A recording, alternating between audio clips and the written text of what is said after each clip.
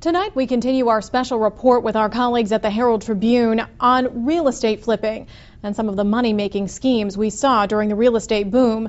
In part 2 of our series, we're going to take you inside a local neighborhood where houses changed hands and prices jumped. There were consequences even for neighbors who didn't take part in it. 2, 3, the blue house. Mary Puleo is pointing out the foreclosures in her neighborhood. There are 5 that she knows of. They followed a frenzy of buying and flipping in this neighborhood. What I saw happening is people began to speculate, and they would come in and buy a house with the intention that they were going to flip it. And it felt greedy, and it took away from the community. It also affected prices here. Take this home on Cove Terrace, a good example of the profit and the consequences of real estate flipping. When the owner put it up for sale in 1999, it sat on the market until he cut the price to $600,000. A few weeks later, the house sold again for $725,000. About a year later, in early 2001, the property changed hands again for $1.1 million. Later that same year, another sale, this time for $1.475 million. It sold for close to $2 million in early 2004. All these sales had something in common. All the people who sold the house to each other had done other deals with each other.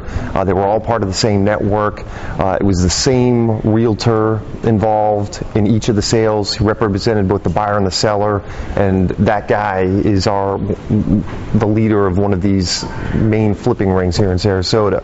So from the point that the original seller unloaded the house, it became kind of an insider deal until it went into foreclosure. After the foreclosure, the home was sold for around $900,000. Puleo didn't participate in the flurry of buying and selling that was happening in her neighborhood, but she still feels the impact. It does affect you because it affects your property values, because they drive up, artificially inflate properties.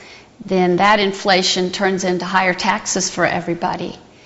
And then when the market crashes, and then you have these homes in your community that have been foreclosed on and the banks aren't maintaining them very well. Residents here say they also worry about how empty homes affect their security. There was a situation where there was a home, the home wasn't even locked, and there was a swimming pool, and kids were going in and out of it. I have small children, and they're wandering around houses that are unkept with pools. Puleo worries about how what has happened in her neighborhood could affect her property value.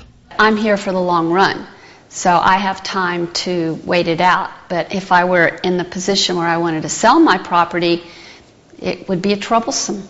It would be a big problem. Our special report continues tomorrow with an exclusive interview with an IRS agent. She'll give us some insight into one particular case that led to prison time.